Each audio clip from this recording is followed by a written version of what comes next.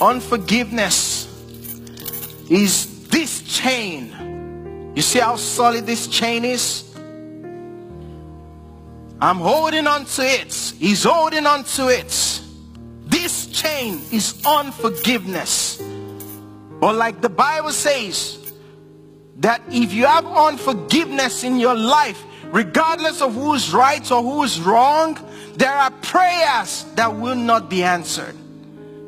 God has given, because of prayers, because of destiny, what God has already preordained and destined for my life, it's sitting right there.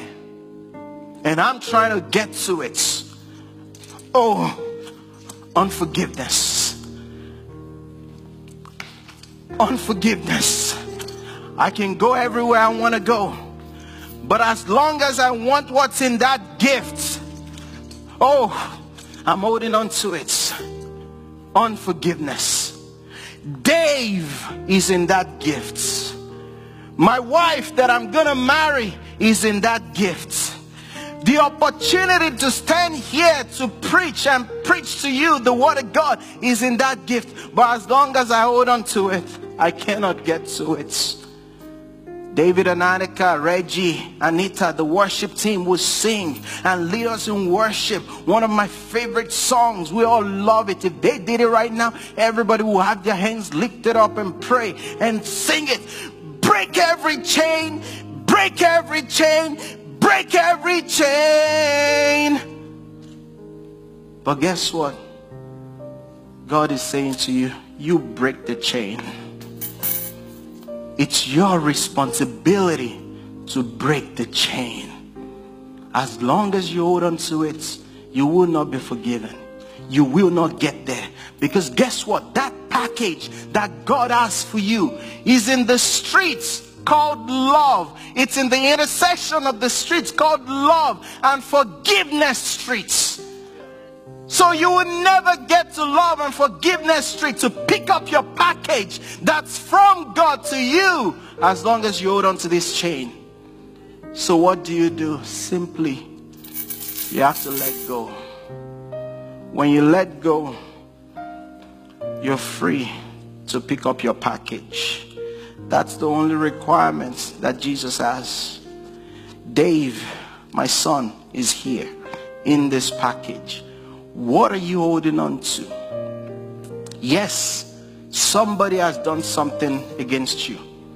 Because I want everything that God has for me. I don't want to get to heaven and find out that I could have had this much.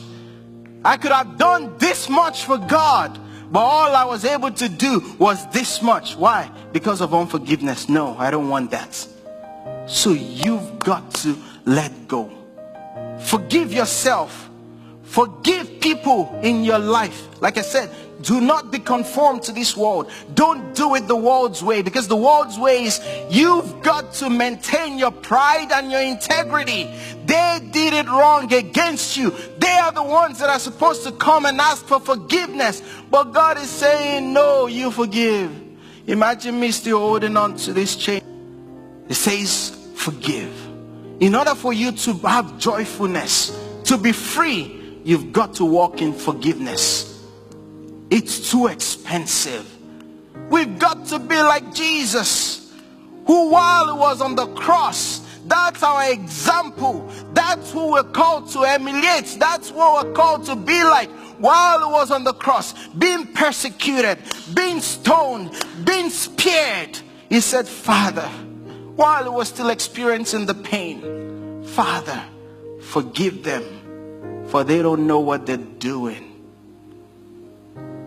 Jesus, after he came back from the dead, you know the first thing he did? He had to forgive.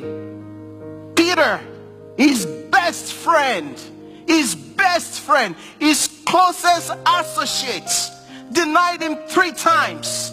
When they asked him, do you know him? He said, I don't even know that guy. I don't know who Jesus is. But when Jesus came from the dead, the first thing he said is, go and tell my disciple and Peter that, hey, I may not have the faith to make the blind to see. I may not have the faith to raise the dead, to make the lame to walk. But I have the love of God to forgive. The biggest power that anybody could ever possess is the ability to let go and forgive. That's the highest form of faith. Your forgiveness. That the closest you can ever get to be like God is not to give somebody a car. It's not to give somebody a house. It is to forgive, because the greatest miracle that happened was on the cross when he said, Father, forgive them. The highlight of Jesus' walk on earth for three and a half years was not the fact that he raised Lazarus from the dead. Was not the fact that he made the woman that was bowed over to rise up. No, it's the fact that he forgave. You be like God. Love like God. Keep no record of wrongdoing like God. Forgive yourself. I'm telling you, there is someone here, if you would pick up the phone today and call that person that has wronged you, your father, your mother, whoever it is, I can bet you in less than 3 months, you're going to experience some miracles in your life. Things that you were not able to get before, suddenly, easily comes to you. It's all wrapped in unforgiveness. You've got to let go. That's what today is about. Let go. You break the chain. It's your responsibility. When you do what I'm telling you, children will return. Your relationship with your parents will return. Your relationship with your children will come back. With your whoever